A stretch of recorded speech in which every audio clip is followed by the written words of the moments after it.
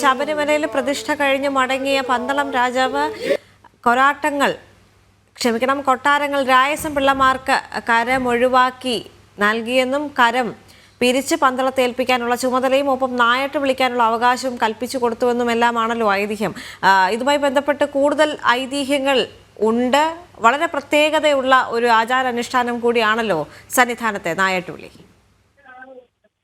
തീർച്ചയായും ദേവിക, അത് തന്നെയാണ് നേരത്തെ സൂചിപ്പിച്ചുകൊണ്ടിരുന്നത്. ശബരിമലയെ സംബന്ധിച്ച് ഓരോ ആചാരങ്ങളും ഓരോ വിഭാഗങ്ങൾക്ക് എല്ലാ ആചാര പദ്ധതികളുടെയും ഒരു സമ്മിശ്ര രൂപം ശബരിമല സന്നിധാനത്ത് നമുക്ക് കാണാം. ശൈവ, ശക്തേ, വൈഷ്ണവ ആരാധനാ രീതികൾ അത് സമ്മിശ്രമായി ശബരിമല സന്നിധാനത്ത് എല്ലായിടത്തും കാണാം. ഒരിടത്ത് അമ്മ ദേവി പ്രതിഷ്ഠ, അതായത് മാതൃരൂപത്തിലുള്ള മാളികപ്പുറമുണ്ട്. ഒപ്പം പിന്നീട് കൊച്ചുകടുത്ത മുതലായ പ്രതിഷ്ഠകൾ ശബരിമലയ്ക്ക് 18 പടിക്ക് താഴെയുണ്ട്. അങ്ങനെ എല്ലാ വിഭാഗത്തിലും വനവാസി വിഭാഗത്തിൽ നിന്നുള്ള സങ്കല്പങ്ങൾക്ക് വരെ ശബരിമല സന്നിധാനത്ത് സ്ഥാനമുണ്ട്. അങ്ങനെ എല്ലാത്തിന്റെയും ഒരു സമ്മിശ്രമായ ഒരു പദ്ധതി, ഒരു ആചാര പദ്ധതിയാണ് ശബരിമല സന്നിധാനം എന്ന് നമുക്ക് അക്ഷരാർത്ഥത്തിൽ പറയാം. അതുകൊണ്ട് തന്നെയാണ് ഓരോ കുടുംബക്കാരെയും ഓരോ വിഭാഗത്തെയും ഇത്തരം കാര്യങ്ങൾ അന്നു മുതൽ തന്നെ ഏതാണ്ട് അയ്യപ്പനോളം പഴക്കമുണ്ട് ഈ ആചാരാനുഷ്ഠാനങ്ങൾക്ക്.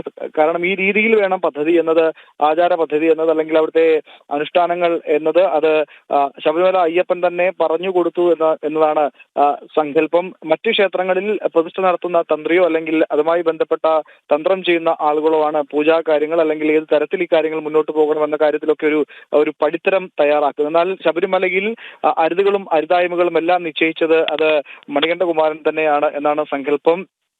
അച്ഛനോട് തന്റെ അവതാരോദ്ദേശം മുതൽ തന്റെ ജീവസമാധി വരെയുള്ള മുഴുവൻ കാര്യങ്ങളും വ്യക്തമാക്കി നൽകിയ ഭൂതനാഥ ഗീതയിലൂടെ കാര്യങ്ങൾ അദ്ദേഹം പറഞ്ഞു വെക്കുന്നുണ്ട്. അവിടെയാണ് ഓരോ കുടുംബത്തിന്റെയും അല്ലെങ്കിൽ ഓരോ ആചാര പദ്ധതികളുടെയും പ്രത്യേകതകൾ അവർക്ക് ഓരോന്നായി ചുമതല നൽകിയിരിക്കുന്നതിന്റെ പ്രത്യേകതകളെല്ലാം അതിൽ ഉൾപ്പെടുത്തുന്നുണ്ട്. അങ്ങനെയാണ് പുന്നമൂട്ടി കുടുംബത്തിന് നായാട്ടുവിളിയുടെ അവകാശം ലഭിച്ചത്. ശബരിമല സന്നിധാനത്ത് മാത്രമല്ല മറ്റ് പ്രധാനപ്പെട്ട ദേവീക്ഷേത്രങ്ങളിൽ ഉൾപ്പെടെ ഈ നായാട്ടുവിളി ചടങ്ങുകൾ നടക്കാറുണ്ട്. അവിടെയും ഈ പുന്നമൂട്ടിൽ കുടുംബത്തിന്റെ ഒരു സാന്നിധ്യം ഏറെ ശ്രദ്ധേയമാണ്. ആ ചടങ്ങുകളാണ് ഇപ്പോൾ ശരംകുത്തിയിൽ പുരോഗമിക്കുന്നത്. ശബരിമലയെ സംബന്ധിച്ച് ഏറ്റവും സുപ്രധാനമായ ചടങ്ങാണ്. നേരത്തെ രജനി സംസാരിച്ച പോലെ തന്നെ ശബരിമലയെ സംബന്ധിച്ച് ഒരുപാട് തെറ്റിദ്ധരിക്കപ്പെട്ടതും മറ്റു തരത്തിൽ കഥകൾ പ്രചരിച്ചതുമായ ഒരു ചടങ്ങാണ് ഇപ്പോൾ ശരംകുത്തിയിൽ നടക്കുന്നത്. ദൃശ്യങ്ങളിൽ കാണുന്നത് ചില സിനിമാ കഥകളുടെ ചുവട് പിടിച്ചുകൊണ്ട് മാളികപ്പുറത്തമ്മയും അയ്യപ്പനും തമ്മിൽ പ്രണയ കഥ പോലും മെനഞ്ഞെടുത്തുകൊണ്ട് ഈ ആചാരത്തെ വല്ലാത്ത രീതിയിൽ ചിത്രീകരിക്കപ്പെട്ടിരുന്നു. ശബരിമലയിൽ എത്തുന്ന കന്നിസ്വാമിമാർ അവിടെ ശരം തറച്ചിരിക്കുന്നത്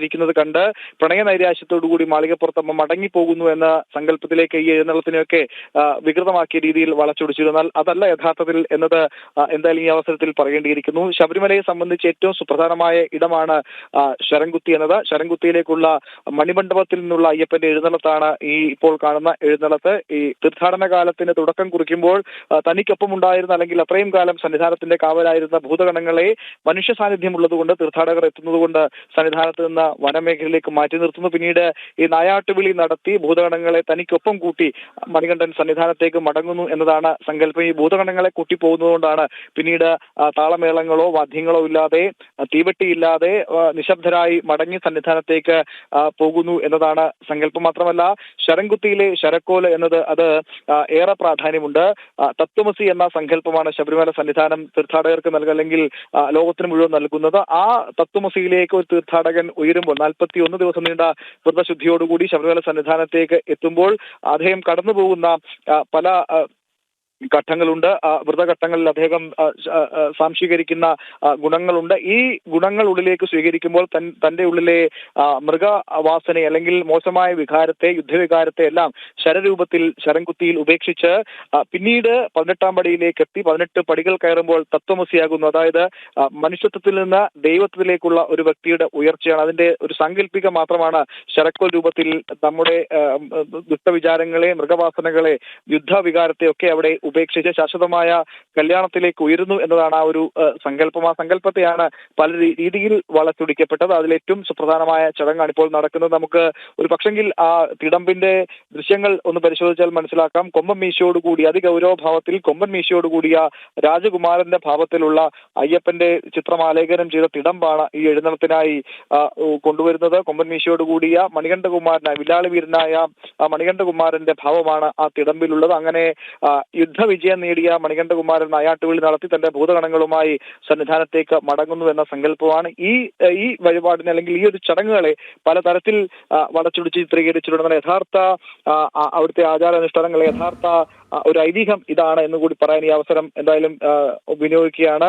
അതിപ്പോൾ ഏറെക്കുറെ വലിയൊരു ശതമാനം ഭക്തരും അതിന്റെ യഥാർത്ഥ വശങ്ങളൊക്കെ മനസ്സിലാക്കി തുടങ്ങിയിട്ടുണ്ട്. നേരത്തെ ചില സിനിമാ കഥകളെയൊക്കെ ചൂട് പിടിച്ചുകൊണ്ടാണ് അത്തരം ചില പ്രേമ കഥകളൊക്കെ പല രീതിയിൽ പ്രചരിച്ചത്. എന്നാൽ ശബരിമല അയ്യപ്പന്റെ മാതൃഭാവത്തിലുള്ള ശക്തിരൂപമാണ് അവിടെയുള്ള മാളികപ്പുറത്തമ്മ. അതായത് പന്തളം കൊട്ടാരം എവിടെയൊക്കെയാണോ പോയി നിന്നിട്ടുള്ളത്, അല്ലെങ്കിൽ എവിടെയൊക്കെയാണോ പന്തളം രാജവംശം, പാണ്ഡ്യ രാജവംശം എവിടെയൊക്കെയാണോ അവരുടെ താവളമാക്കിയിട്ടുള്ളത്, അവിടെയെല്ലാം മധുര മീനാക്ഷിയുടെ പ്രതിഷ്ഠ എല്ലായിടത്തും കാണാം. മധുരയിൽ നിന്നുള്ള പാണ്ഡ്യവംശം അത് നേരത്തെ ഈ പുന്നമുട്ടിൽ കുടുംബത്തിന്റെ ആസ്ഥാനമായ പെരുന്നാടിനെ പറ്റി പറഞ്ഞു. പെരുന്നാടാണ് ശബരിമല ക്ഷേത്രത്തിന്റെ ഒരു ബേസ് ക്യാമ്പായി പ്രവർത്തിച്ചത്. അവിടെ നിന്നാണ് ക്ഷേത്ര നിർമ്മാണത്തിന്റെ തയ്യാറെടുപ്പുകൾ രാജശേഖര പാണ്ഡ്യൻ പൂർത്തിയാക്കിയത്, പന്തളം രാജാവ് പൂർത്തിയാക്കിയത്. അതിന്റെ ബേസ് ക്യാമ്പായ പെരുന്നാടും അവിടെ ഒരു ശാസ്താക്ഷേത്രം അദ്ദേഹം സ്ഥാപിച്ചിട്ടുണ്ട്. അവിടെയും നമുക്കൊരു മാളികപ്പുറം ക്ഷേത്രം കാണാം. പന്തളം കൊട്ടാരത്തിന്റെ മാളികപ്പുറത്തിരുന്ന ഉപാസനാമൂർത്തിയായ മധുര മീനാക്ഷിയാണ് മാളികപ്പുറത്തമ്മ എന്ന് പറയുന്നത്. പന്തളം കൊട്ടാരത്തിന്റെ മാളികപ്പുറം ഇപ്പോഴും ഉണ്ട്. അവിടെ പന്തളം കൊട്ടാരത്തിന് ഒരു മാളികപ്പുറം പ്രതിഷ്ഠ നമുക്ക് കാണാം. അതെല്ലാം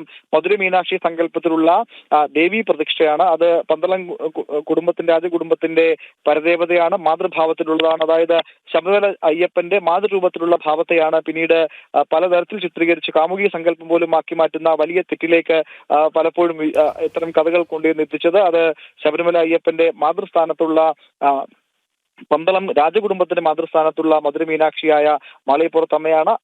അതിനെയാണ് പലതരത്തിൽ ചിത്രീകരിച്ച് മറ്റു പല കഥകളാക്കി ചിത്രീകരിച്ചത്. യഥാർത്ഥത്തിൽ ശബരിമല മണികണ്ഠന്റെ എഴുന്നള്ളത്താണ് ഇപ്പോൾ നടന്നുകൊണ്ടിരിക്കുന്നത്. കഴിഞ്ഞ മകരം 1 മുതൽ മാളികപ്പുറത്തെ മണിമണ്ഡപത്തിൽ അയ്യപ്പന്റെ ജീവസമാധിയിൽ നിന്ന് ബാലകരൂപം മുതൽ പുലിവാഹനനായ സർവാഭരണ വിഭൂഷണനായ മണികണ്ഠൻ വരെയുള്ള 5 ഭാവങ്ങൾ കളം വരയ്ക്കുന്നു. ആ കളത്തിൽ നിന്ന് ജീവചൈതന്യത്തെ ആവാഹിച്ച് അത് തിടമ്പിലേക്ക് ആവാഹിച്ച് ആ തിടമ്പാണ് എഴുന്നള്ളത്തിനായി ഉപയോഗിക്കുന്നത്. നേരത്തെ ആനപ്പുറത്തായിരുന്നു എഴുന്നള്ളത്തെങ്കിൽ പിന്നീട് ഈ അടുത്തിടയ്ക്കാണ് ആനയെ ഉപേക്ഷിച്ച് അത് തിടമ്പ് കയ്യിലേന്തിയുള്ള എഴുന്നള്ളത്തിലേക്ക് എത്തിയത്. ആ തിടമ്പിലെ രൂപം കൃത്യമായി പരിശോധിച്ചുള്ളറിയാം. കൊമ്പൻ മീശയോട് കൂടിയ വില്ലാളി വീരനായ രാജകുമാരന്റെ ഭാവത്തിലുള്ള മണികണ്ഠകുമാരന്റെ നായാട്ടുവിളിയാണ് ഇപ്പോൾ നടക്കുന്നത്. അല്പസമയത്തിനകം നായാട്ടുവിളി ചടങ്ങുകൾ പൂർത്തിയാക്കി നിശബ്ദരായി വാദ്യമേളങ്ങൾ എല്ലാം നിർത്തിവെച്ച് ഈ തീവട്ടിയുടെ പ്രഭയൊക്കെ അണച്ച് തീവട്ടിയൊക്കെ കെടുത്തി നിശബ്ദരായി മടങ്ങിപ്പോകുന്നതിന്റെ പ്രധാനപ്പെട്ട സങ്കല്പം എന്നത് അത് മാളികപ്പുറത്തമ്മയുടെ മടങ്ങിപ്പോക്കല്ല, അല്ലെങ്കിൽ ശരംകുത്തിയിലെ ശരം കണ്ടിട്ടുള്ള മടങ്ങിപ്പോക്കല്ല, മറിച്ച് ഭൂതഗണങ്ങളെ കൂട്ടിക്കൊണ്ട് അയ്യപ്പൻ സന്നിധാനത്തേക്ക് മടങ്ങുന്നു എന്ന സങ്കല്പമാണ്. അതുകൊണ്ടാണ് നിശബ്ദരായി അത്തരം ഒരു ആചാര പദ്ധതിയുള്ളത്. അതിനെയാണ് മറ്റു പലതരത്തിലും ചിത്രീകരിച്ചത്. നായാട്ടുവിളി ചടങ്ങുകൾ ഇപ്പോൾ ശരംകുത്തിയിൽ പുരോഗമിക്കുകയാണ്. ദേവിക.